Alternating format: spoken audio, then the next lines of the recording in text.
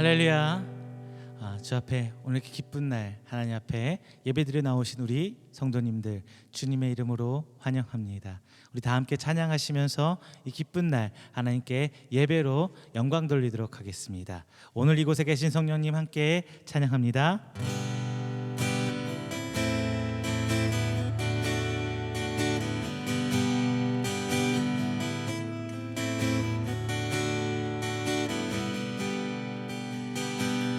오늘 이곳에 계신 성령님 우리에게 말씀하시고 우리를 가르치소서. 마침 우리만 열어주시고 주의 빛으로 밝혀 우리를 인도하소서. 주님보다 앞서지 않고 겸손하게 주님의 말씀 기다리니 주님 손에 우릴 드립니다. 사랑으로 인도하소서. 오늘 이곳에 계신 성령님, 오늘 이곳에 계신 성령님 우리에게 말씀하시고 우리를 가르치소서. 마침 우리만 열어주시고 주의 빛으로 밝혀 우리를 인도하소서. 주님보다 앞서지 않고 겸손하게 주님의 말씀 기다리니 주님 손에 우릴 드립니다. 사랑으로 인도하소서.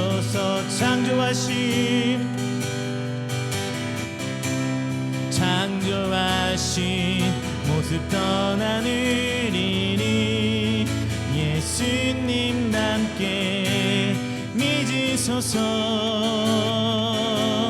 주님보다 앞서지 않고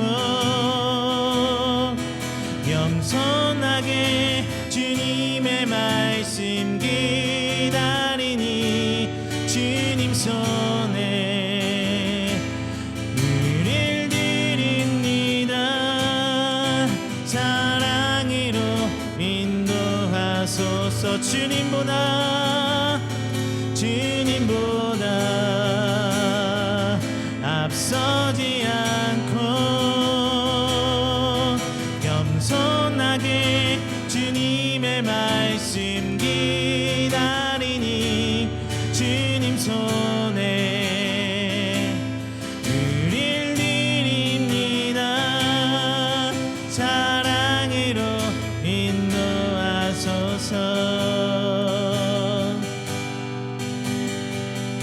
우리 오늘 한 시간 우리 드려지는 이 예배를 위해서 같이 기도하는 시간 갖도록 하겠습니다. 주님, 우리의 예배를 받아주시고 오직 주님 앞에 나아가는 우리 귀한 성도들 되게 해주시옵소서. 그리고 우리 찬양을 통하여 영광 받아주시사 우리의 믿음 새롭게 하시고 오직 주께서 주시는 새 힘으로 말미암아 이 땅 가운데 주를 섬기는 성도의 모습으로 살아가게 해주시옵소서. 또한 마지막 하나 더 할 것은요, 질병 가운데 아파하는 이 세상 가운데 빛과 소금의 역할을 다하게 해달라고. 그리고 질병 속에 아파하고 있는 우리 귀한 성도들, 경제적 어려움 속에 아파하는 우리 성도들 통하여 주님 아버지 하나님의 귀한 뜻과 계획을 이루어 주시옵소서라고 우리 다 함께 기도하도록 하겠습니다. 사랑의 주님 감사합니다.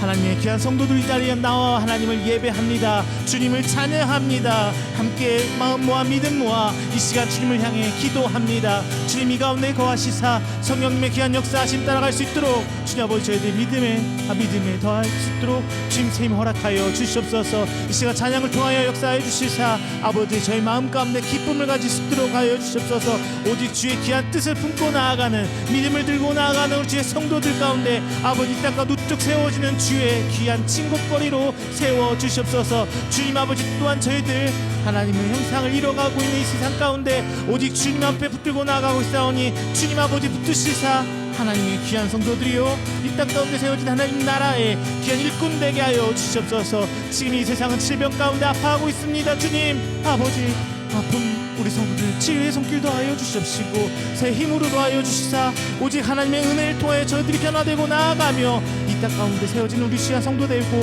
아버지 위로가 필요한 우리 성도들을 통하여서는 아버지 위로하여 주시고 새 힘 주시사 아버지 이 세상을 세워가는 귀한 하나님의 일꾼들 하나님의 도구들 하나님의 성도 될 수 있도록 주님 아버지 붙들어 주시옵소서. 이 시간 우리 함께 예배드립니다. 이 예배 붙들어 주시고 시종일관 오직 주의 은혜만 구하며 나아가오니 끝나는 그 시간까지 하나님 붙드시사 오직 하나님의 성령의 은혜의 역사하심 그 은혜의 줄기를 따라가는 우리들이 되게 있도록 지금 붙들어 주시옵소서. 각 처소가 하나님의 은혜의 임재의 자리가 되기 원합니다. 주님 인도하시사 하나님의 귀한 손 잡고 나아갈 수 있도록 주님 인도하여 주시옵소서. 부르신 곳에서 찬양합니다. 따스한 성령님 마음으로 보내 내 몸을 감싸며 주어지는 평안함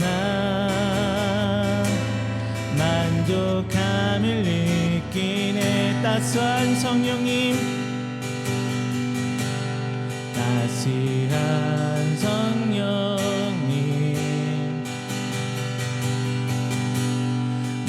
마음으로 보내 내 몸을 감싸며 주어지는 평안함 만족함을 느끼네. 부르신 곳에서 나는 예배하네. 어떤 상황에도 나는 예배하네.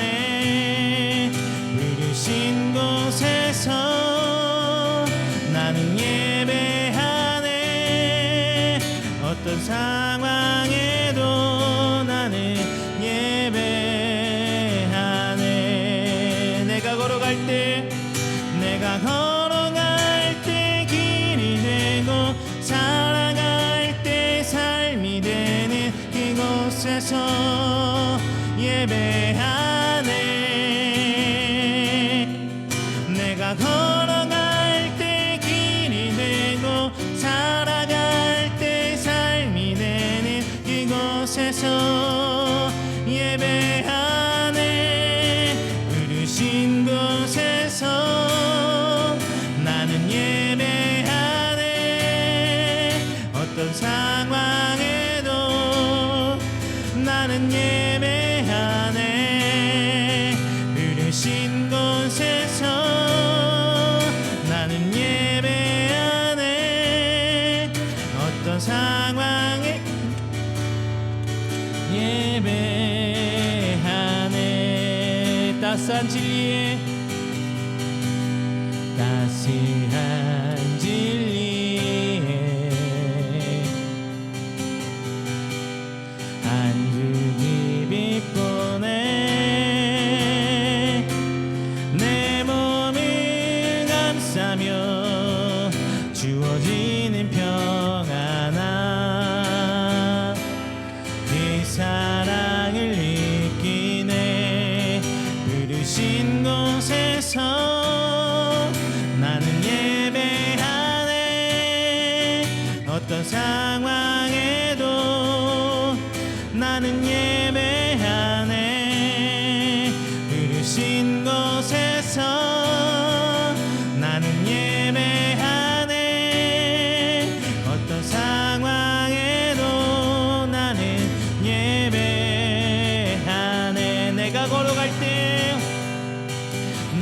걸어갈 때 길이 되고 살아갈 때 삶이 되는 이곳에서 예배하네. 내가 걸어갈 때 길이 되고 살아갈 때 삶이 되는 이곳에서 예배하네. 흐르신 곳에서 나는 예배하네. 어떤 상황에도 나는 예배하네. 흐르신 곳에서 나는 예배하네. 어떤 상황에도 나는 예배하네. 내 아버지, 내 아버지, 깊음 안에서 내 영혼이 안전합니다. 주 손길로 내 삶이 나누시니 그 평강이 나를 덮습니다. 나 비록 넘어지며 흔들리지만 주 내 안에 거하며 나를 붙드시니 내 생각을 주께로 돌리고 주시는 평강의 옷을 입습니다. 주 약속 안에서 내 영혼 평안해. 내 뜻보다 크신 주님의 계획 나 신뢰해. 두려움 다 내려놓고 주님만 의지해. 주 안에서 내 영혼 안전합니다. 내 아버지, 아버지, 깊음 안에서 내 영혼이 안전합니다. 주 손길로 내 삶이 나누시니 그 평강이 나를 덮습니다. 나 비록 넘어지며 흔들리지만 주 내 안에 거하며 나를 붙드시니 내 생각을 주께로 돌리고 주시는 평강의 옷을 입습니다. 주 약속 안에서 내 영혼 평안해. 내 뜻보다 크신 주님의 계획 나 신뢰해. 두려움 나 내려놓고 주님만 의지해. 주 안에서 내 영혼 안전합니다. 주 약속 안에서 내 영혼 평안해. 내 뜻보다 크신 주님의 계획 나 신뢰해. 두려움 나 내려놓고 주님만 의지해. 주 안에서 내 영혼 안전합니다. 두려움 나 내려놓고 주님만 의지해. 주 안에서 내 영혼 안전합니다.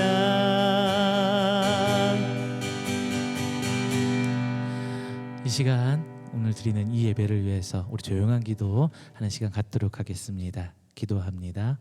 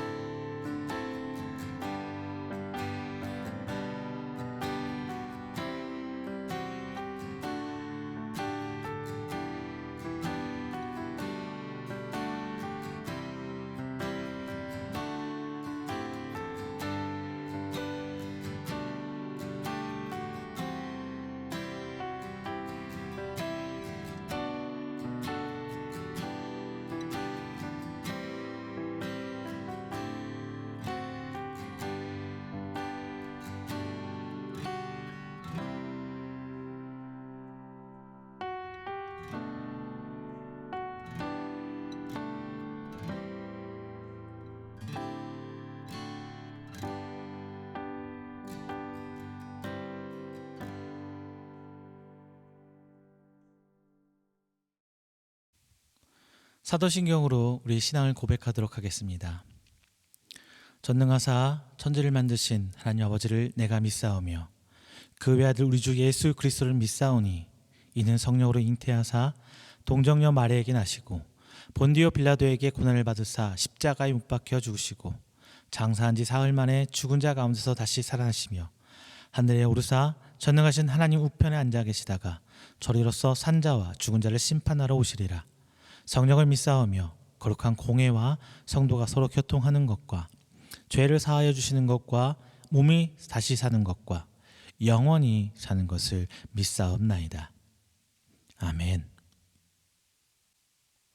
나 함께 교동문 44번 시편 100편 함께 교독하겠습니다. 교동문 44번 시편 100편입니다. 온 땅이여 여호와께 즐거운 찬송을 부를지어다. 기쁨으로 여호와를 섬기며 노래하면서 그의 앞에 나아갈지어다. 여호와가 우리 하나님이신 줄 너희는 알지어다. 그는 우리를 지으신 이요 우리는 그의 것이니 그의 백성이요 그의 기르시는 양이로다. 감사함으로 그의 문에 들어가며 찬송함으로 그의 궁정에 들어가서 그에게 감사하며 그의 이름을 송축할지어다. 여호와는 선하시니 그의 인자하심이 영원하고 그의 성실하심이 대대에 이르리로다. 아멘. 다 함께 찬송가 295장, 찬송가 295장 찬양하겠습니다.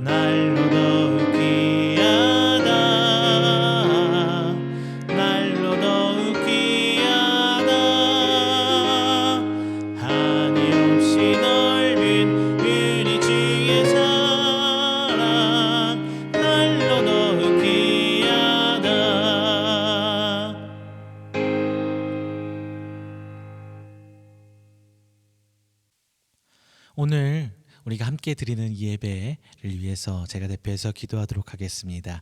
다 함께 기도합니다. 사랑 은혜가 충만하신 우리 주 하나님 아버지, 먼저 감사와 영광 돌립니다.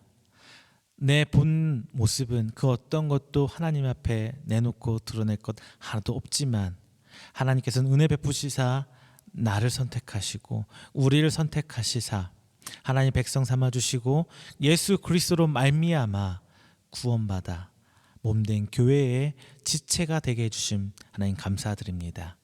오늘 새 한 주를 시작하며 오늘 하나님 주신 은혜에 감사하며 주실 은혜에 감사하기 위하여 오늘 이 자리에 나와 그 첫 시간 하나님께 예배로 하나님 시작합니다.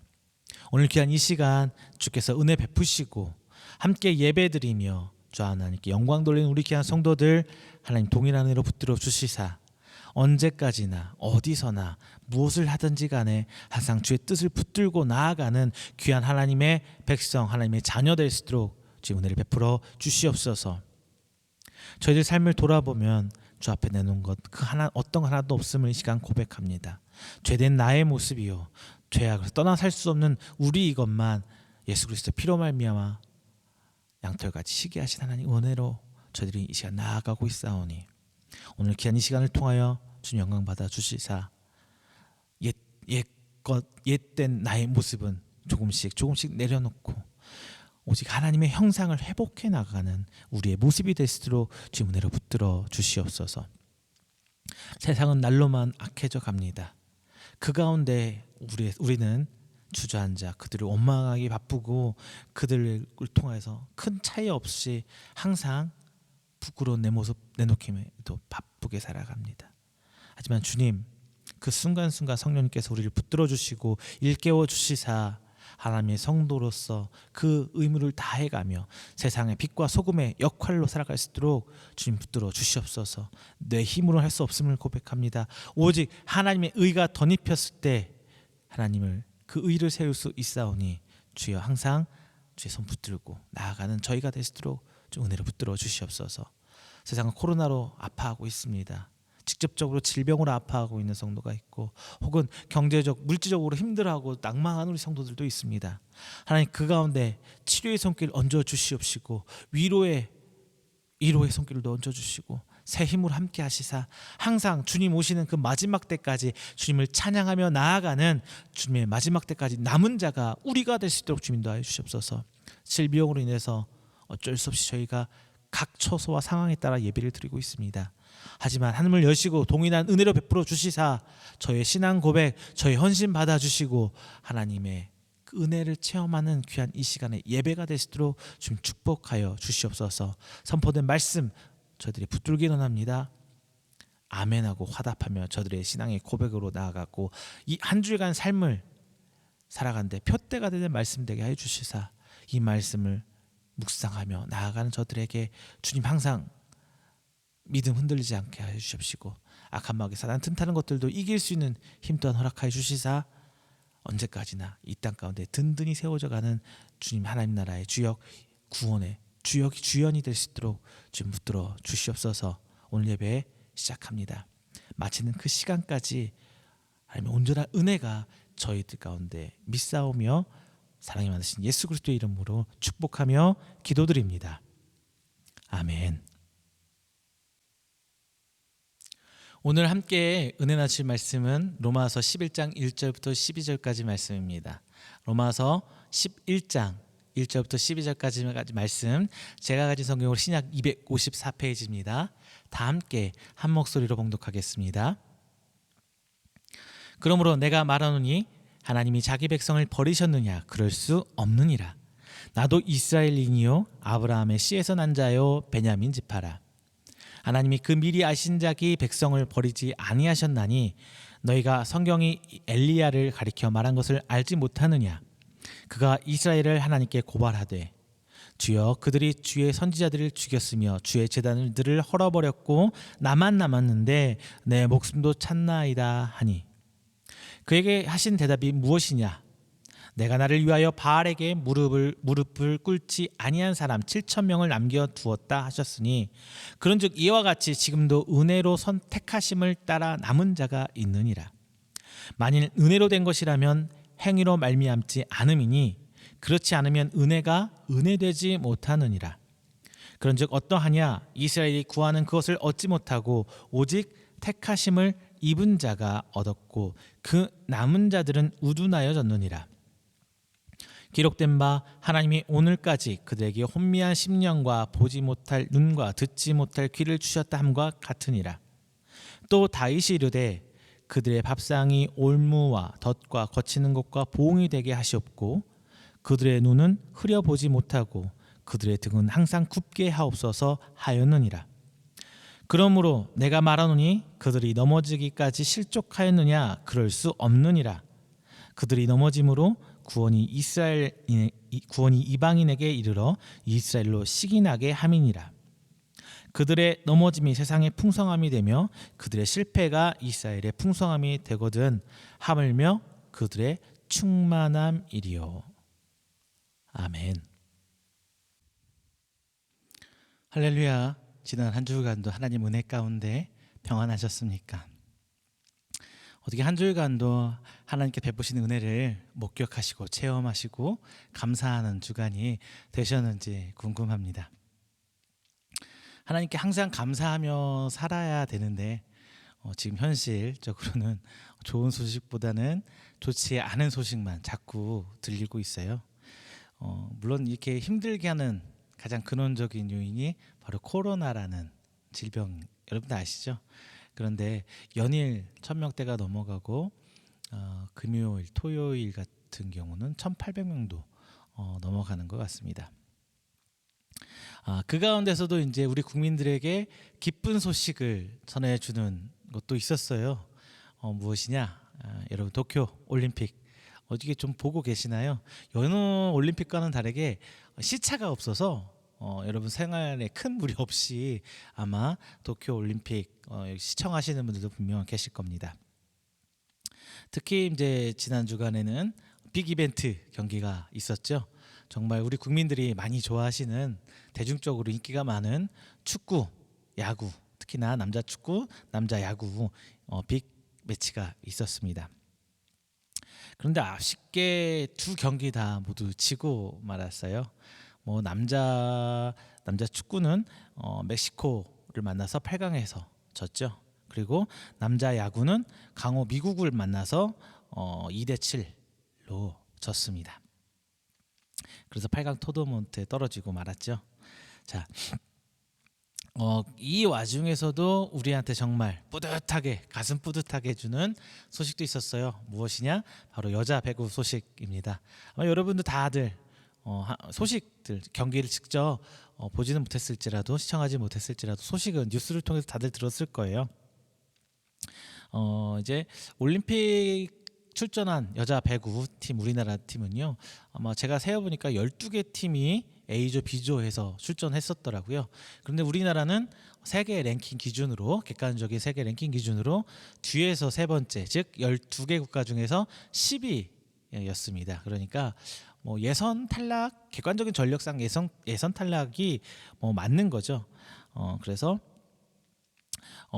우리 팀은요 A조에 속해 있었는데 8강에 올라가기 힘든 전력이었어요. 하지만 우리나라는 여러분 혹시 세계 랭킹들 아시나요?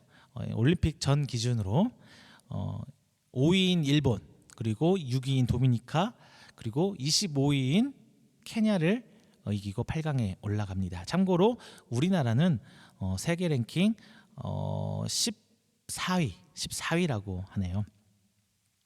그리고 8강에서 얼마 전 우리 국민을 기쁘게 해줬던 경기 있었죠.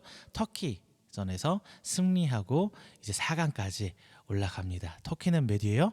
세계 랭킹 4위였다고 해요. 그리고 며칠 전이죠. 이제 브라질과의 4강 경기에서 이제 우리나라가 3대 0으로 지고 맙니다. 그래서 이제 3, 4위전 세르비아라는 나라와 이제 3, 4위전 동메달 결정전이 남았는데요. 이 세르비아도 만만치 않은 것 같아요. 올림픽 전 세계 랭킹 기준으로 6위라고 합니다. 근데 기쁜 소식 하나 전하면 우리나라가 14위였죠. 이제 우리나라가 세계 랭킹 11위로 올라왔다고 합니다. 참 가슴 벅차오르는, 가슴 뿌듯해지는 소위 국뽕이라고 하죠. 국뽕이 차오르는 경기였어요. 이제 이 과정에서 조명을 받은 거는 무엇이냐? 바로 우리나라 여자 배구팀의 팀워크였습니다. 그리고 리더인 주장 김연경 선수와 감독의 어떤 리더십이 조명을 받았습니다. 그들의 정신력과 팀워크 그리고 리더십이 이제 객관적인 전력을 넘어서서 어떤 결과를 만들 수 있는지 우리에게 직접 보여주었습니다. 그리고 보여주는 것뿐만 아니라 기쁨을 주는 올림픽 경기였습니다. 이제 저는 이걸로 끝나는 게 아니라 여기에서 조금 다른 것을 짚어보려고 해요. 여자 배구는 비인기 종목이죠. 그래서 방송 편성에서 제외됐어요.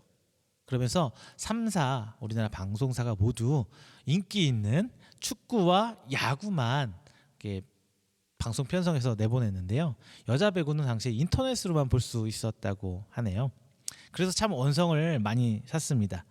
방송 3사가 수익 때문에 남자 배구, 남자 축구와 남자 야구만 똑같이 방송을 했고 비인기 종목의 여자 배구는 오히려 방송하지 않았는데 그 두 종목은 다 져서 떨어져 버리고 여자 배구만 올라가게 됐을 때 아마 방송사들도 난감하지 않을까 싶어요.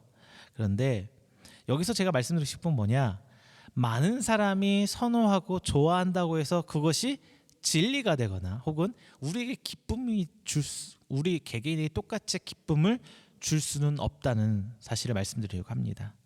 예전에 제가 말씀드린 게 있어요.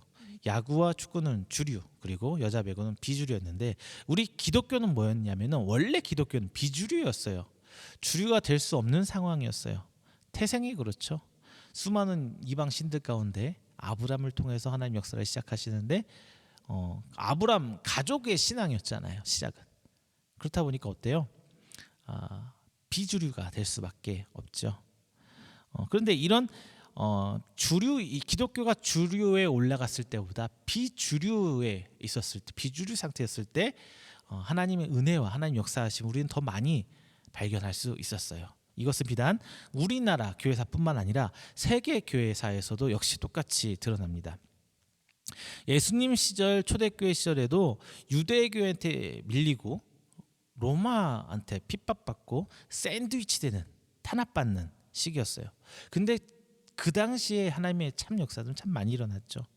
종교개혁 일어난 시점도 마찬가지입니다. 오히려 카톨릭으로부터 핍박받던 이 개혁교회, 지금 우리의 개신교라고 하는 개혁교회가 많은 피를 흘리면서 종교개혁을 이뤄냈어요. 그리고 근현대사 시기에서도 이제 세계 각국의 복음이 이제 정말 세계 각국으로 복음이 전파되죠. 그러면서 복음 선교사들과 복음을 들고 간 그 사람들은 그 나라에서 순교하고 죽음을 맞이하면서 하나님 복음을 전했습니다. 그랬을 때 이 지구상에 하나님 예수 그리스도의 복음이 꽃을 피우게 됐습니다. 우리나라도 이 가운데 속한 거죠. 구한 말 기독교가 전해지면서 굉장한 핍박을 받았지만 그 가운데 하나님 복음을 전하는 모습을 보여줬어요. 하지만 기독교가 비주류에서 주류로 편입될 때 그 양상은 전혀 다르게 나타납니다. 이스라엘 역사에서도 분명히 기독교 유대교가 국교로는 존재했어요. 국교로 존재했어요. 하지만 그게 주류가 되다 보니까 어떻게 해요? 점차 복음이 변질되죠. 그래서 바리새인, 사두개 뭐 이런 사람들이 나타나는 거 우리 성경을 보면서 알잖아요. 그리고 역사 안에서도 이제 기독교가 핍박을 받다가 밀라노 칙령으로 이제 기독교가 로마 국교로 공인을 받게 되는데요. 그러면서 무엇이 일어나느냐? 정치와 결탁을 하면서 어떻게 돼요? 부패하게 되죠. 교회가 부패하게 돼요. 그래서 결국 종교개혁이 일어나게 됩니다. 그리고 이후 역사를 봤을 때 미국에서도 처음에 복음주의 청교도들이 얼마나 종교의 자유를 떠나서 유럽을 떠나서 미국 본토로 아메리카로 들어갔죠. 하지만 그게 미국 사회의 주류로 교회가 들어갔을 때 역시 교회도 어떤 자본주의와 개인주의에 취해버려서 변질된 복음이 미국 땅에서 시작되었습니다. 그리고 세계 1차, 2차 세계들을 거치면서 개인주의적 복음, 나만 찾게 되는 그런 복음이 시작된 게 현실이에요. 역사적으로 나타나고 있어요. 그래서 결국 미국 안에서도 복음, 진짜 소수 복음주의는 명맥만 겨우 이어가는 상황이 현재 미국입니다. 우리나라도 비슷합니다. 우리나라 초기 기독교는 탄압을 받으면서 성장했어요. 그런데 탄압받아서 막 쪼그라드는 게 아니라 오히려 기독교가 사회를 변화시키고 개혁을 촉진시켰습니다. 하지만 역사 이래 보기 드문 성장을 교회는 하게 되죠. 그러면서 이제 교회가 사회적 주류로 편입되게 됩니다. 그러면서 이제 사회에 영향력을 교회들이 끼치기 시작해요. 정치적으로, 경제적으로. 그러면서 한국 교회 복음도 역시 변질해 갔습니다. 어떤 신학자분은 이런 얘기를 해요. 유럽 중세교회 1000년의 교회 부패를 대한민국 땅에서는 100년 만에 따라잡았다. 뭐 이런 얘기도 합니다. 오늘 본문에서는 이제 바울이 엘리야의 사례를 들으면서 남은 자에 대해서 이야기하고 있습니다. 도망자의 신세가 된 엘리야는 혼자 남게 되면서 이제 현실을 비관하면서 하나님께 원망하면서 반은 원망하고 반은 이제 자포자기 상태에서 은혜를 구하는 상태예요. 이때 하나님께서는 남은 자 7,000명을 존재를 그에게 밝히시면서 엘리야를 다시 일으켜 세우는 장면입니다. 과연 바울이 말하는 남은 자, 엘리야를 통해서 바울이 얘기하고 싶었던 이 남은 자는 무엇이고 이 사회 안에서 우리 성도는 어떤 형태의 남은 자가 되어서 살아야 하는지 오늘 본문에서 바울이 얘기하는 바를 함께 나눠보도록 하겠습니다. 오늘 말씀 함께 짚어가면서 우리가 남은 자가 되어야 하고 이 땅에서 살면서 하나님께 구해야 할 은혜에 대해 성령님께 지혜를 구하면서 함께 나눠보도록 하겠습니다. 먼저 첫 번째, 미리 알게 하신 하나님의 은혜를 책임지시기를 바랍니다. 우리는 은혜를 받고 끝내버리면 안 돼요. 그 받은 은혜를 책임지는 자가 되어야 돼요. 하나님께서는 아브라함을 택하시면서 언약을 세우셨습니다. 그리고 아브라함 이전 아브라함의 조상들이 섬기던 신, 즉 과거의 신이 아니라 이제 언약을 세우시면서 앞으로 함께할, 영원히 우리와 함께할 하나님의 모습을 보이시고 알리셨습니다. 하나님께서는 우리 인간을 구원하시기 위해서 일하시면서 항상 먼저 하나님을 알게 하는 사람을 세우십니다. 아브라함이 그랬고요, 야곱이 그랬고요, 이삭이 그랬습니다. 그리고 출애굽한 이스라엘, 그리고 하나님의 왕국의 예표가 된 이스라엘이라는 나라가 바로 하나님이 미리 알게 하신 하나님의 백성이고 나라입니다. 여기서 우리가 먼저 짚어봐야 할 알게 하신 하나님이란 말의 의미예요.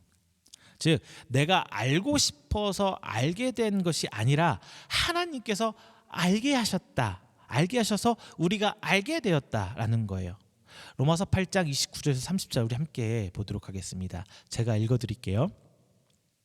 하나님이 미리 아신 자들을 또한 그 아들의 형상을 본받게 하기 위하여 미리 정하셨으니 이는 그로 많은 형제 중에서 맏아들이 되게 하려 하심이니라.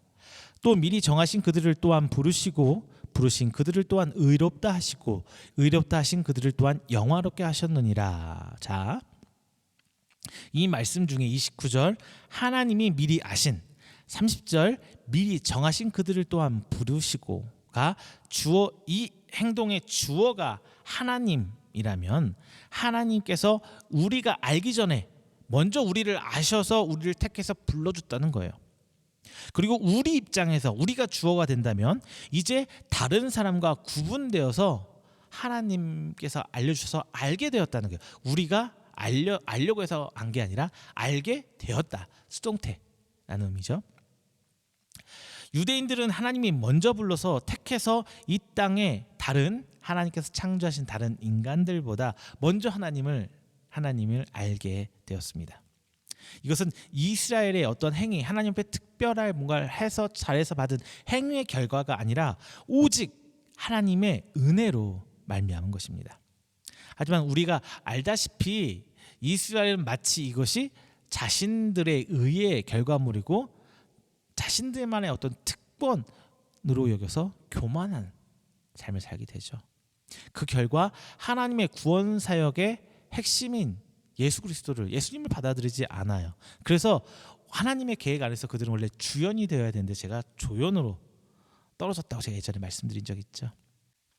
왜일까요?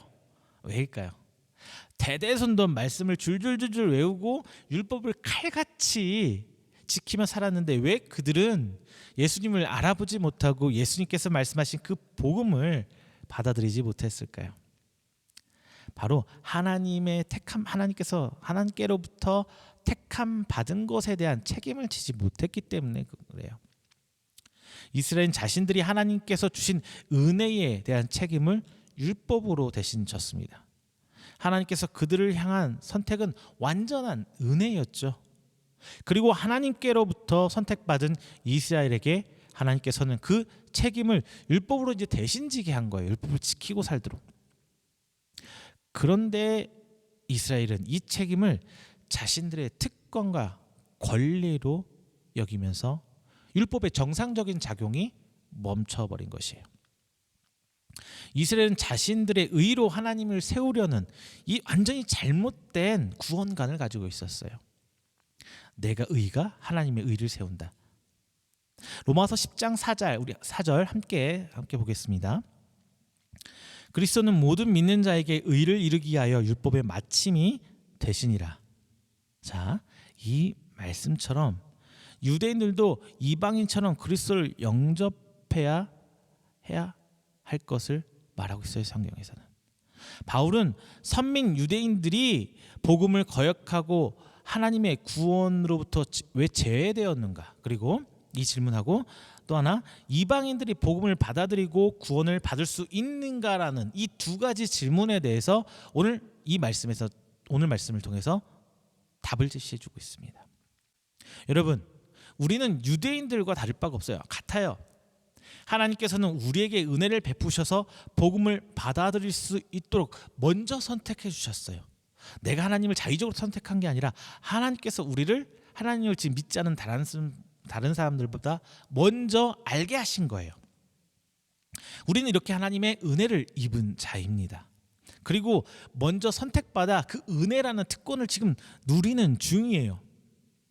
그러나 이스라엘 백성처럼 우리 신앙생활에서 드러나는 의로 하나님의 의를 세우려는 잘못된 믿음이 우리 안에서 부쩍 자라나고 있어요. 내가 이렇게 해서 하나님께서 이렇게 해주셨다. 내가 하나님 앞에 이렇게 헌신했더니 하나님께서 이렇게 해주셨다. 이런 자기 의를 드러내는 예전에 요즘에는 그런 코로나다 뭐다 해서 많이 그런 게 사라졌는데 예전에 우리 간증 집회다 뭐다 많이 했었잖아요. 그때 보면 대부분 많은 분들이 이런 얘기를 하죠. 내가 이렇게 했더니 이런 복을 주셨다. 그러니 당신들도 이렇게 하면 하나님께서 이런 복을 주실 것이다. 아멘 하십시오. 이런 공식이잖아요. 이건 잘못된 믿음이에요. 우리의 예배가, 우리의 봉사가, 우리의 헌신이, 우리의 섬김이 하나님의 의를 세우는 것은 아닙니다. 이것은 미리 선택받은 자들의 책무이자 책임인 거예요. 이 책임을 다할 때 우리는 비로소 복음에 대한 귀가 열리는 거예요. 눈이 열리는 거예요. 체험하게 되는 것이에요. 우리의 신앙생활이 하나님 앞에 결코 의롭게 비춰지지 않습니다. 이것은 미리 받은 자의 책임이에요. 그런데 지금 교회를 둘러보건대 너무나 많은 분들이 자신들의 행위에 의해 빠져서 참 복음을 오히려 밀어내고 떨어내고 있는 것을 많이 보게 됩니다. 헌금이 교회 안에서 높낮이 신분을 정하고 성경을 읽고 금식을 하고 작정기도 하는 것이 마치 자신을 내세우는 자랑거리가 되고 다른 사람 앞에 보이기 위한 헌신과 봉사가 긍지가 되는 이 현상들, 여러분 교회 안에서 많이 발견되죠. 결코 빚을 갚는 것은 자랑이 아니죠. 이것처럼 우리는 하나님께 빚진 자로서 그 책무를 다하며 살기에 우리는 겸손해야 합니다. 이렇듯 하나님께서 베푸신 은혜의 책임을 다하는 성도 여러분 되시기를 주님의 이름으로 축원드립니다. 그리고 이제 두 번째로는요, 인간의 완악한 가운데 하나님의 은혜를 찾으시길 바랍니다. 세상은 완악해요. 사람도 악해져요. 점점 강팍해져요. 이 가운데서도 하나님의 은혜를 발견하셔야 한다는 거예요.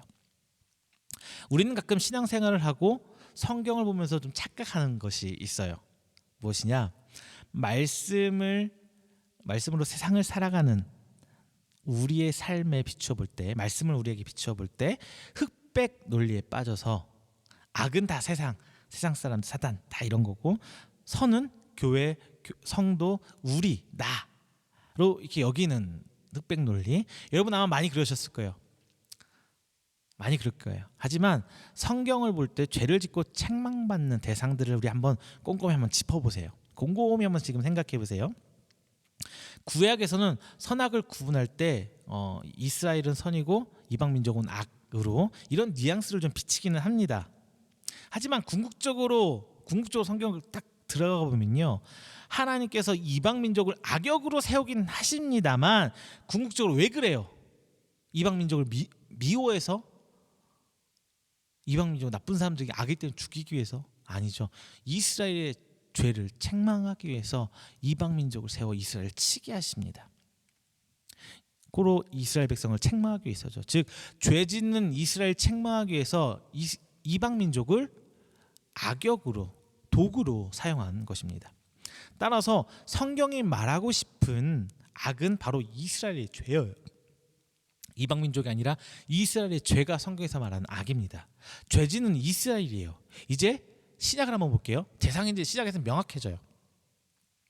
신약을 볼 때 예수님이 사역 가운데 볼 때 예수님이 책망한 대상이 이방인들이에요. 로마인들한테 독사의 자식들아 그랬어요? 아니죠. 유대인들이었죠. 여러분들과 제가 본 성경에서 모두 예수님께서는 유대인들을 책망하세요. 바리새인들, 율법을 그렇게 잘 지키는 바리새인들, 하나님을 모시는 제사장들, 그리고 사회 지도층인 학자와 사두개인들, 서기관들, 이런 사람들, 사회적으로 막 내세우는 사람들을 막 책망하시잖아요. 예수님. 7절 말씀 함께 보겠습니다. 그런즉 어떠하냐, 이스라엘이 구하는 그것을 얻지 못하고 오직 택하심을 입은 자가 얻었고 그 남은 자들은 우둔하여졌느니라. 자, 이 말씀을 보면요, 이스라엘은 구하는 것을 얻지 못했어요. 가지려고 하는 걸 얻지 못했어요. 반면 이스라엘은 아니지만 하나님께서 택한 사람들은 오히려 이스라엘이 구하던 걸 얻었습니다. 성경은요, 이방인들, 예수님을 믿지 않는 사람들을 악하다 하지 않습니다. 오히려 긍휼의 대상이고 이스라엘이 얻고자 했지만 얻을 수 없었던 의를 얻어 구원받을 수 있는 굉장한 대상으로 여깁니다. 이처럼 우리가, 그리고 바로 내가 언제든지 책망받는 이스라엘, 그리고 유대인이 될 수 있다는 것을 우리는 항상 생각을 가지고 경각심을 갖고 신앙생활을 해야 됩니다. 또 하나, 그 남은 자들은 우둔하여졌느니라, 이 말씀에서 구원받지 못한 사람들, 즉 이스라엘 유대인들이 우둔하여졌다면서 이제 선택해서 죄된 사람들의 상태를 밝히고 있어요. 다만 8절에서 볼 때 이들이 복음을 듣고도 깨닫지 못한 것은 하나님께서 의도한 바가 있다는 것을 조금 뉘앙스적으로 풍겨주고 있어요. 함께 보겠습니다. 8절이에요. 기록된 바 하나님이 오늘까지 그들에게 혼미한 심령과 보지 못할 눈과 듣지 못할 귀를 주셨다 함과 같으니라. 즉 믿지 않는 사람들이 추구했던 부귀영화를 똑같이 추구했던 이스라엘을 향해 책망한 신명기서 29장 2절 4절, 그리고 이사야서 29장 10절을 인용해서 바울이 유대인들을 지금 책망하는 내용입니다. 지금 우리도 이와 같지 않나요? 우리도 지금 상태가 비슷하잖아요. 하나님을 믿는 성도이지만 믿지 않는 사람과 똑같은 걸 구해요. 뭐냐? 자신의 행복, 부귀영화 추구하잖아요. 그런데 우리에서 잠깐 짚고 넘어갈 게 있어요. 뭐냐? 이스라엘은 한 번도 하나님을 떠나서 한 적이 없어요. 역사 가운데. 지금도 마찬가지예요.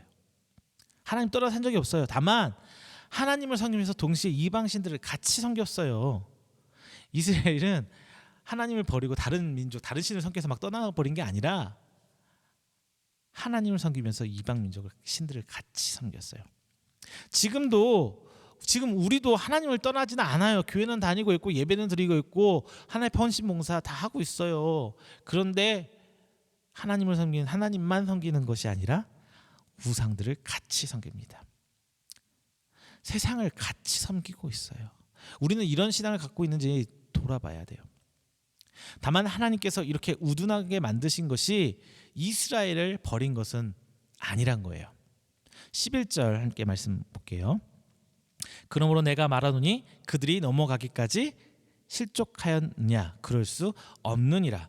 그들은 넘어짐으로 구원이 이방인에게 이르러 이스라엘로 시기나게 함이니라. 즉 당시 이스라엘을 버리시고 끝내버린 게 아니라 다시 하나님 품에 돌아올 수 있게끔 가능성을 열어주다는 것이 바로 이 말씀에 나타나고 있어요.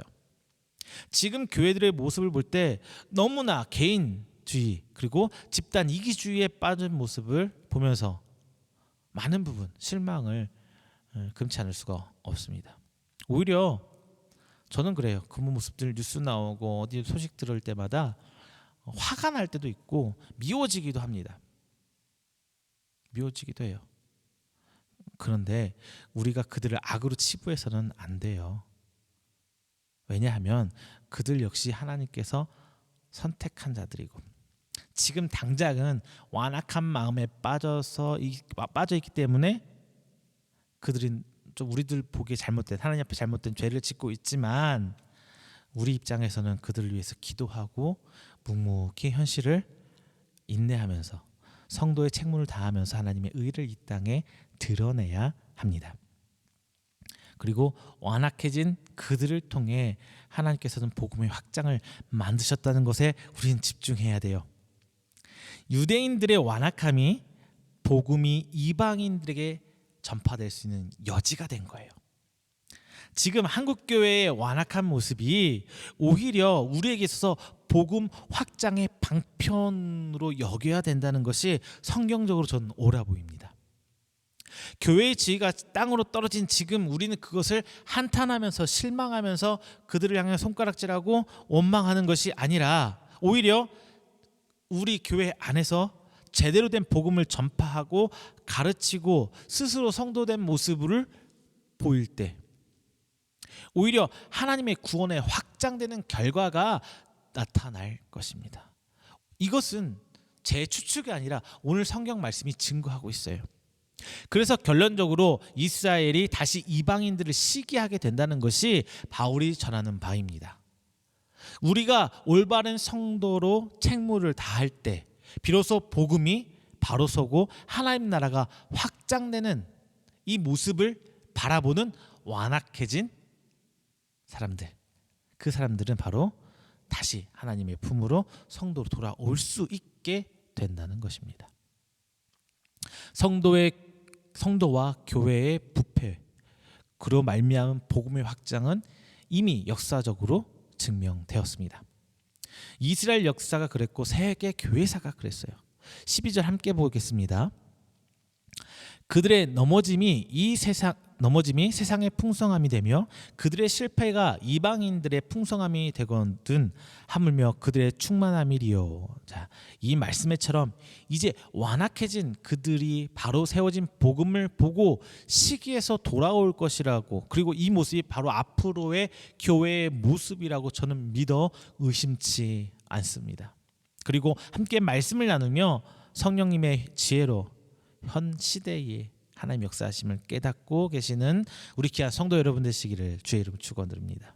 이제 마지막 세 번째입니다. 변치 않은 하나님의 은혜에 감사하기를 부탁드리겠습니다. 변치 않은 하나님의 은혜에 감사하십시오. 사도 바울은요, 스스로 이방인들에게 복음을 전하는 사도라고 자신을 소개합니다. 하지만 본문을 볼 때 스스로 이스라엘 백성을 밝히고 이스라엘을 향한, 그리고 유대인을 향한 하나님의 구원이 계속되어질 것을 분명하게 밝히고 있어요. 2절 함께 볼게요. 하나님이 그 미리 아신 자가 백성을 버리지 아니하셨나니 너희가 성경이 엘리야를 가리켜 말한 것을 알지 못하느냐. 그가 이스라엘을 하나님께 고발하되. 자, 이 말씀에서 밝히는 것처럼 바울은 하나님께서 이스라엘을 여전히 버리지 않으셨음을 분명히 이야기합니다. 즉 하나님께서 한 번 선택한 백성에 대해서 여전히 책임을 다하고 계신다는 것을 성경은 얘기하고 있어요. 이것이 하나님의 은혜예요. 자식이 아무리 죽을 죄를 지었어도 자식을 포기하지 못하는 부모의 사랑, 아니 이것보다 더한 사랑이 바로 하나님께서 우리를 향한 사랑입니다. 죄를 지었다고 바로 내치는 것이 하나님의 방법이라면 이 땅에 그 누구도 구원 근처에도 갈 수 없어요. 이스라엘이 그렇게 죄를 짓고 하나님의 법을 떠나 살더라도 그들을 책망하기는 하셨지만 단 한 번도 하나님께서는 그들을 버리신 적이 없습니다. 이스라엘은 하나님과 이방 신들 사이에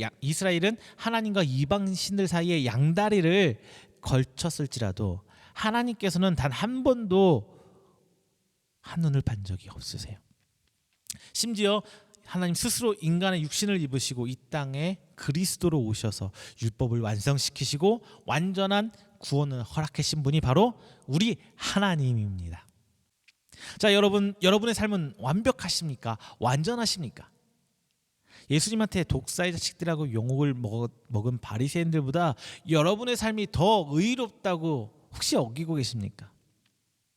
율법을 지독하게도 지키고 살았던 바리새인들도 오히려 책망받았는데 왜 여러분들이 바리새인보다 율법적으로 드러난 의가 나을 수 있다고 여기는지 저는 모르겠어요. 왜냐? 우리는 근데 그보다 나을 수 있어요. 왜?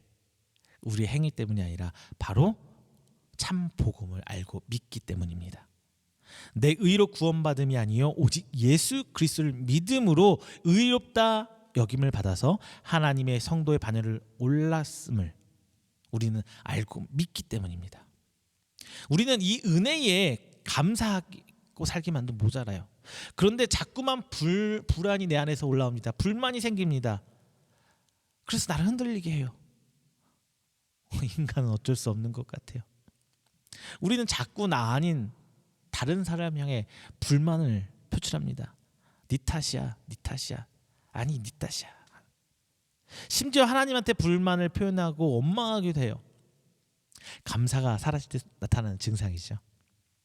정부에 대한 불만, 정책에 대한 불만, 직장에 대한 불만, 가족에 대한 불만, 기타 등등등등등. 근데 우리 조금만 바꿔볼게요. 정부가 아무리 못하고 이랬든 저랬든 간에 여러분 소식 들었죠? 이제 대한민국은 선진국이에요. 말로만 OECD 가입국가만 이렇게 한 게 아니라 진짜 선진국 반열에 올라섰습니다. 뭐 몇 년 이래 처음 있는 일이라고 하잖아요. 개발도상국이 선진국으로 올라온 거는요. 뭐 정책이 잘못되고 실패했든 어쨌든 간에 우리는 외국인들이 그렇게 부러워하는 의료보험 보장 받으면서 병원 아플 때 병원 가고 약 지어 먹으면서 잘 살고 있잖아요. 약국 아무 때나 가잖아요. 약은 또 어디에 있어요? 급한 약은 편의점에도 있어요. 24시간 아무 데서나 살 수 있어요. 이런 나라 어디 있어요 도대체? 심지어 조금 있으면 이제 재난지원금도 준대, 돈 준대요. 물론 불만 가지신 분 분명히 있습니다. 불만은 가졌지만 저번 사례를 볼 때 정말 극소수만 국가로 다시 1,000원 기부했다고 하는데 아마 다 받으실 거예요.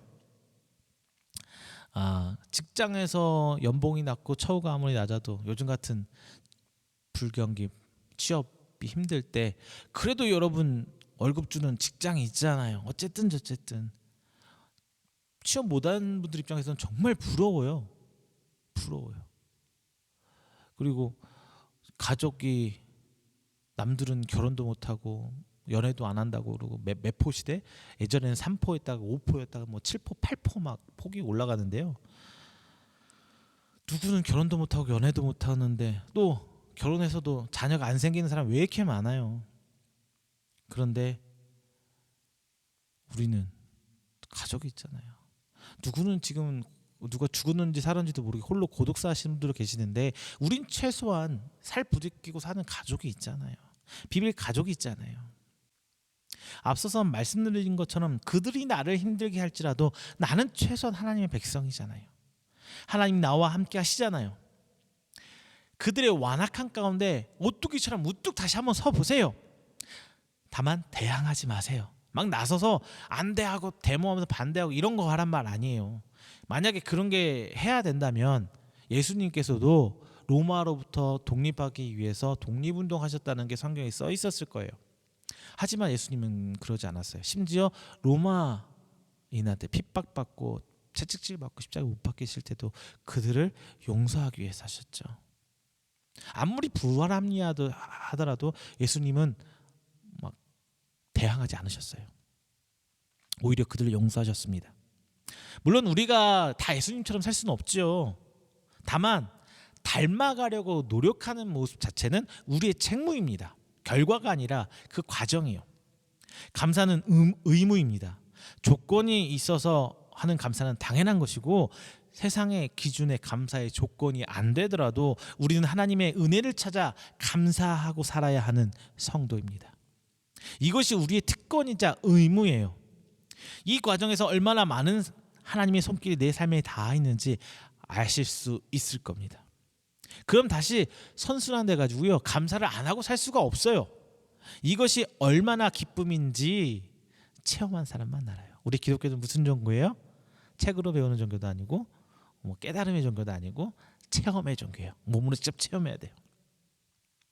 자, 여러분, 내 행위나 내 의와 관계없이 베푸시는 하나님 은혜를 발견하시는 여러분 되시기를 바랍니다. 그리고 눈으로 봤다 끝난 게 아니라 입으로 시인해서 신앙 고백해서 하나님께 감사와 영광 돌리는 여러분 되시기를 주님의 이름으로 축원드리겠습니다. 말씀 맺겠습니다. 코로나로 인해서 방역 지침이 나왔잖아요. 그런데 많은 교회와 목사님들이 지금 성도님들이 불만을 표출을 하고 있어요. 대표적인 분들이 많이 있잖아요. 사랑제일교회 전 목사, 그리고 저기 이제 끝으로 내려가면 부산의 세계력교회 목사님, 대전에서 또 시작되는 모임 또 있고요. 하지만 대다수의 많은 교회와 성도님들은요, 이 상황에서 묵묵히 방역 수칙을 지키면서 교회의 사회적 의무를 다하고 성도로서 책무를 다하며 살아가고 있습니다. 이제 금요일 날 이제 저한테 연락이 왔어요. 총회로부터 저녁에 정부와 대화를 통해서 이제 새 방역 지침이 나왔다고 연락이 왔어요. 8월 9일 이제 월요일부터 적용이 될 텐데, 내일부터 적용이 될 텐데요. 교회는 좌석수 1,000개를 이제 기준으로 각 공간별로 최대 10%, 공간별로 10%, 최대 99명이 넘지 않은 선에서 공간별로 좌석수의 10%를 앉아서 예배를 드릴 수가 있고요. 그리고 100석 미만 교회는 최대 10명까지 예배가 가능하다고 합니다. 이전에는 대면 예배 전면 불가였죠. 그리고 오직 온라인 예배, 그리고 온라인 예배에 송출하기 위한 인원들만 가능했었단 말이에요. 그런데 이제는 조금 완화된 추세입니다. 자, 방역 정책이 좀 불공정하다고 말했는데 말없이 묵묵히 일해오신 목사님들, 그리고 교회 지도자분들이 그래도 대화를 통해서 점점 합리적인 접점을 좀 찾아가는 것 같아 저는 반가운 생각이 듭니다. 이 과정에서 오히려 큰 소리를 내고 반기던 소수 교회 덕분에 이제 교회의 그 기반, 사회적 지지 기반 이미지가 뿌리까지 흔들고 있어요. 과연 이것이 성경적으로 옳은 방법일까요? 이것이 바로 성도가, 그리고 교회가 이 땅에 하나님의 의를 세우는 옳은 방법일지 아니면 하나님의 의를 하나님 앞에 보이려는 바리새인들과 같은 방법일지 우리 하나님께서 아마 판단하실 줄로 믿습니다. 다만 우리는 하나님께서 이 땅 가운데 미리 선택해서 세움받은 성도입니다. 그리고 본문에서 특별히 엘리야의 사례를 들면서 남은 자를 명시를 했어요. 하나님께서 선택한 백성 모두가 하나님의 사역에 동참할 수는 없다는 것을 알게 합니다. 그리고 남은 자를 구원하는 것을 넘어서 이제 어떤 상황에서든지 하나님께서는 7,000명을 언급하시며 어느 시대, 어느 상황에서도 하나님의 은혜로 택함받아 구원받는 백성이 존재하는 것을 성경은 밝히고 있어요. 이 남은 자야말로 진정한 이스라엘, 즉 하나님께로부터 선택받아 구원받은 것이라는 사실을 본문은 강조하고 있는 것입니다. 그리고 남은 자뿐만 아니라 이제 남은 자를 제외한 그 나머지들이 있잖아요. 자, 이 또 남은 자가 나와요. 영어 성경에서는 이 두 개를 좀 단어 자체가 달라요. 렘넌트, 남은 자는 렘넌트, 그리고 그 밖의 사람들 더 레스트라고 영어 성경은 구분하고 사용하고 있습니다. 즉 선택받았다는 것이 끝이 아니다는 것을 성경은 얘기해요. 내가 하나님 선택받아서 구원받았어. 끝. 엔드. 이건 누가 얘기하는 거예요? 구원파 쪽 사람들이 얘기를 하는 거고요. 우리는 그게 아니에요. 끊임없이 마지막 심판 때 올라가 봐야 아는 거예요. 다만 우리는 그럴 줄 믿고 가는 것일 뿐이지 결과는 몰라요. 하나님만 아세요. 자, 여러분, 우리가 살아가면서 신앙을 지키는 것은 마지막 때까지의 삶의 투쟁을 의미합니다. 그러기에 인내가 필요해요. 성경은 특히 신약은요, 특히 성경 가운데 특히 신약은 다시 오실 예수님 그때까지 인내를 하라고 엄청나게 강조하고 있어요.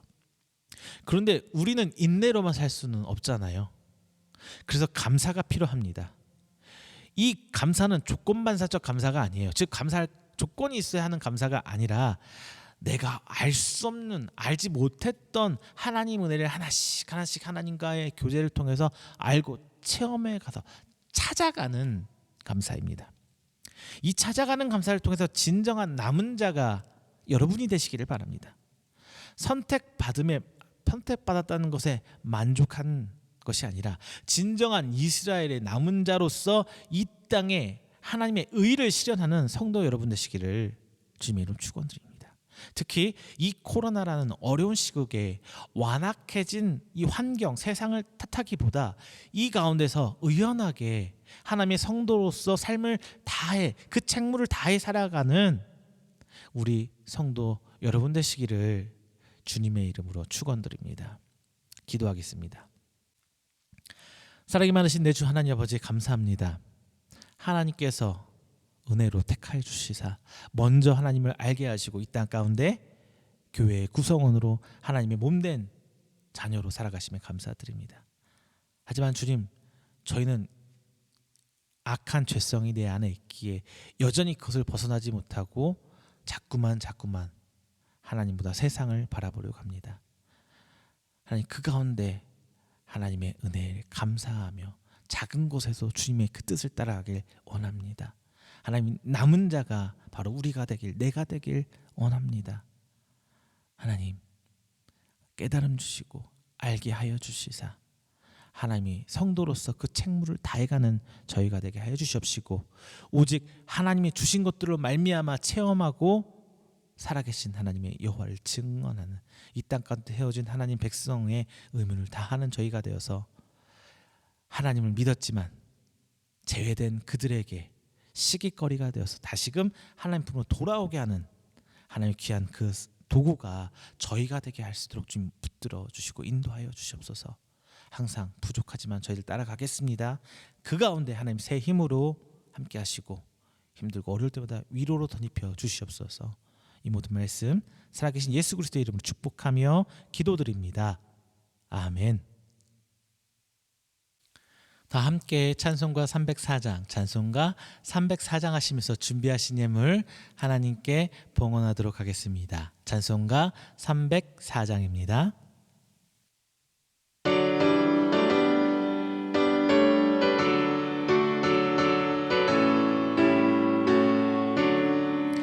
크신 하나님의 사랑 말로 다 형용 못하네. 저 높고 높은 별을 넘어 이 낮고 낮은 땅 위에 죄범한 영혼 구하려 그 아들 보내사 화목제물 삼으시고 하셨네. 하나님 크신 사랑이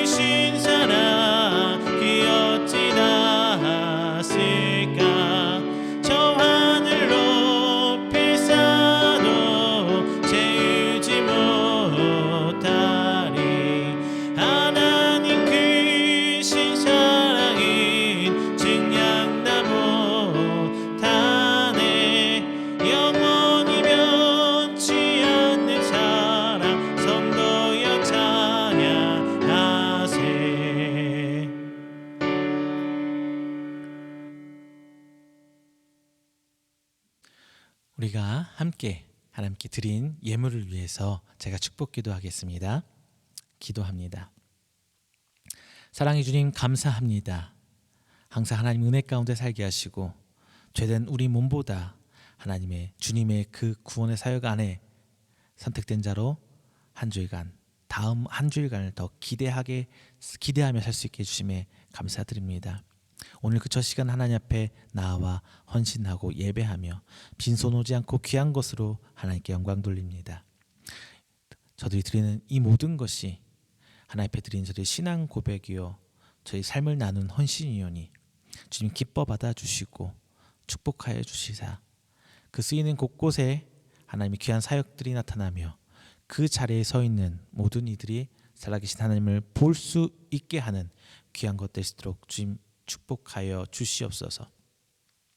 또한 하나님께 기도합니다. 오늘 귀한 것 하나님 앞에 11조로 드리는 성도 있습니다.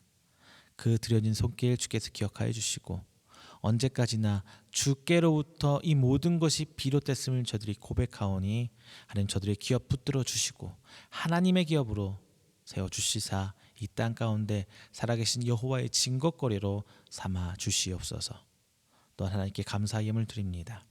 이 예물 드릴 때 저들이 받은 은혜에 감사하며 혹은 주실 은혜를 기대하며 저희들이 하나님께 서원하고 하고 있사오니 감사하며 드리오니 주님 복의 복으로 더하여 주시사 언제까지나 살아계신 하나님 은혜 가운데 거하며 주신 은혜를 받아 사는 것을 저희들이 체험케 하시고 발견해서 하나님께 더욱더 감사거리 넘쳐나는 하나님의 감사의 성소 될 수 있도록 주님도 해 주시옵소서. 하나님 앞에 주일 예물 드립니다. 하나님 오는 한 주일간 저들 역시 하나님 은혜를 간구하고 나아갑니다. 주님 붙들어 주시사 항상 하나님의 은혜 가운데 온전히 세워지며 주의 은혜를 감사하는 저희들 될 수 있도록 저희 믿음 또한 붙들어 주옵소서. 또한 특별히 하나님 앞에 선교로 도와주는 기관과 성도님 계십니다. 하나님 저들 붙드시사 더욱더 복음이 전파되는 곳에 교회가 세워질 수 있도록 저들이 헌신하고 있사오니 하나님 드려진 손길과 그 기관 축복하시고 헌신해 주시사 더욱더 하나님께 쓰임받으며 하나님께 충성을 다할 때 하나님 주시는 건강과 하나님 주신 축복 가운데 더욱더 든든해져가는 주의 성도와 기관 될 수 있도록 축복하여 주시옵소서. 오늘 한 주일간도 더욱더 큰 은혜로 함께 하실 줄 믿습니다. 오늘 하나님 앞에 드리는 시간도 주께 드리는 헌신입니다. 모든 것 주께서 받아주시고 축복하여 주시옵소서. 이 모든 말씀 살아계신 예수 그리스도의 이름으로 축복하며 기도드립니다. 아멘. 광고 드리겠습니다. 특별한 광고를 할 건 없고요. 지금 코로나가 여전히 심각한 상황인 것 같습니다. 2주 더 4단계가 연장됐다고 하는데요. 항상 어디서든지 방역 지침 지켜주시고 사람들에게 지탄받는 일은 없도록 주의 부탁드리겠습니다. 먼저 우리 성도들이 먼저 하는 세상 가운데 본이 되어야 하는 것은 분명하잖아요. 그 가운데 항상 세워져 나가신 여러분 되기를 바랍니다. 또한 귀한 교회가 이렇게 온라인으로 예배드리고 있습니다. 눈에 보이는 성도 하나도 없는 상황에서 여러분들이 은혜 나누고 계시니까요. 은혜 나누실 때 단순히 그냥 넘어가지 마시고 항상 구독도 저에게 힘이 되시고 큰 힘이 되고요. 좋아요 역시 응원이 됩니다. 여러분도 항상 응원해 주시고 기도로 함께 사역 부탁드립니다. 광고 마치겠습니다. 찬송가 29장 하시고 우리 축도로 예배를 마치도록 하겠습니다. 찬송가 29장입니다.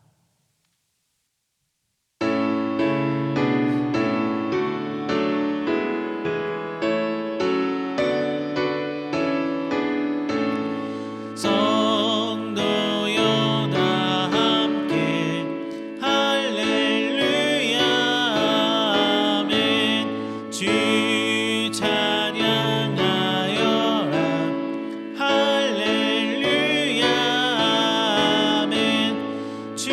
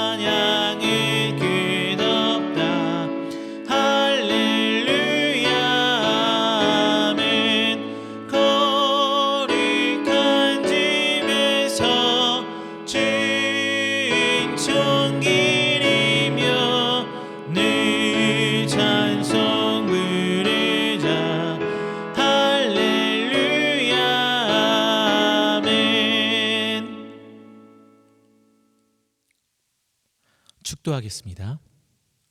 여호와는 내게 복을 주시고 너를 지키시기를 원하며 여호와는 그의 얼굴을 내게 비추사 은혜 베푸시기를 원하며 여호와는 그 얼굴을 내게로 향하여 드사 평강 주시기를 원하노라.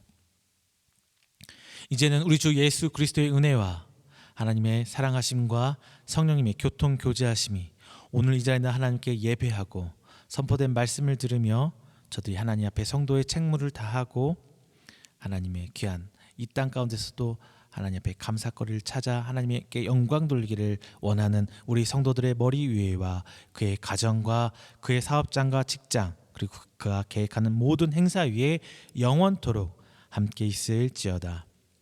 아멘.